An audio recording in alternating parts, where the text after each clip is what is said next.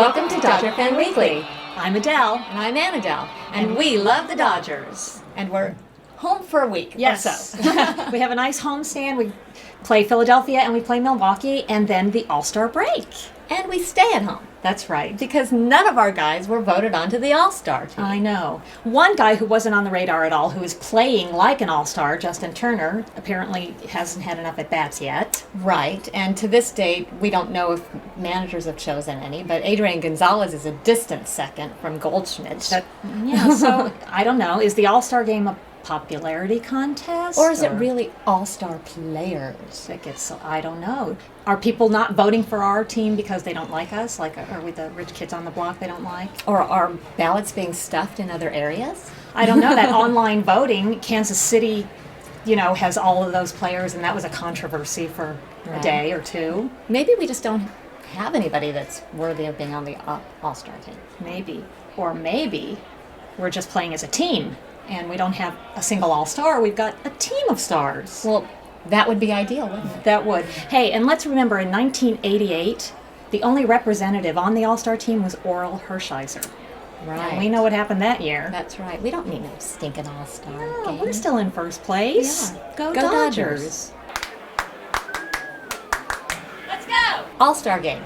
All-Star. All-Stars. All-Star game. Is it all stars? we decided we were kind of curious about the All-Star game after all. And mostly we were curious about the Dodgers in relation to All-Star games. Exactly. So we did a little bit of digging and found some stuff we want to share with you. So first, a teeny bit of history about the All-Star game itself. The first one was played in 1933 at Comiskey Park in Chicago. It was dreamed up by a sports editor for the Chicago Tribune named Arch Ward to coincide with Chicago's Century of Progress Expo.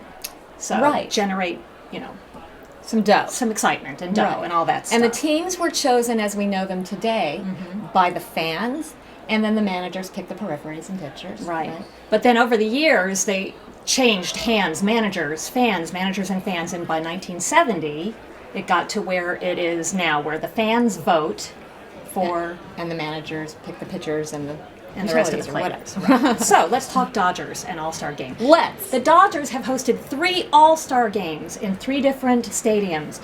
In Brooklyn in 1949, Ebbets Field, in the LA Coliseum in 1959, and at Dodger Stadium in 1980. In 1959 through 1962, the All-Star game was actually 2 games. They played 2 games in 2 separate stadiums, one National League, one American League, and they were played about a week apart. Well, in 1959, Wally Moon and Don Drysdale were starters in both games. Wow. Now, speaking of Don Drysdale, talk about a Dodger All-Star. He started the All-Star game 5 times. He played in 8 All-Star games. He also has the record for the most strikeouts and the most innings pitched. Strikeouts 19, innings 19.1. Right. Well, we've got a rich history of pitching in the All-Star game. Yes, we do. Right.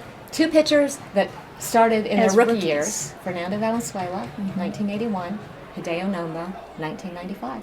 And Fernando Valenzuela is tied for the record with the most consecutive strikeouts in one game. He had 5 consecutive strikeouts. Right. And the first guy he struck out, Don Mattingly. We also had, in 1977, Don Sutton was an All-Star. He threw 3 scoreless innings, and he was the MVP of the game. We got some All-Star pitching, don't we? We do. Speaking of MVP, though, now the MVP award wasn't always part of the All-Star game. That started in 1962. And why is that important for the Dodgers? It's important for the Dodgers because a Dodger won the very first MVP award. Maury Wills. Right on. Right on. And the Dodgers have actually won 5 MVP awards in the All-Star history. Wow, so 5 Dodgers have won the All-Star 4 Dodgers have won the All-Star MVP. But 5 MVP awards. Yes, because 1 Dodger has won it twice. And that would be Steve Garvey. Of course. And the thing about Steve Garvey, in his rookie year, 1974, he was a write-in because he wasn't even on the ballot. Wow. And then he won the MVP. The Dodgers have the winningest manager in All-Star game history. Yes, and it ain't Tommy Lasorda. It's Walter Alston with 7 7. 7 wins. So, we know there's a lot more Dodger history, but that's pretty good stuff. It is. So the All-Star Game is important for the Dodgers. Right, and it's now important whether we play in it or not because whoever wins determines home field advantage for the World Series. Right. So, and that's important. We're because planning on going to the World Series. We are. It's time to announce the winner of our contest. Yes, it is. First, we want to thank everybody, though, that participated. Yeah. We had no idea how much fun it was going to be for us. I know, and it was great because a lot of people put significance behind what the beads were and guessed 88. They gave suggestions on what to do. They wanted and clues. And Right. It was a lot of fun. Right. Well, as predicted, the bobbleheads were easy. A lot of people got the bobbleheads right. Right. It was the beads that were the bugaboo. Not so easy. Here they are.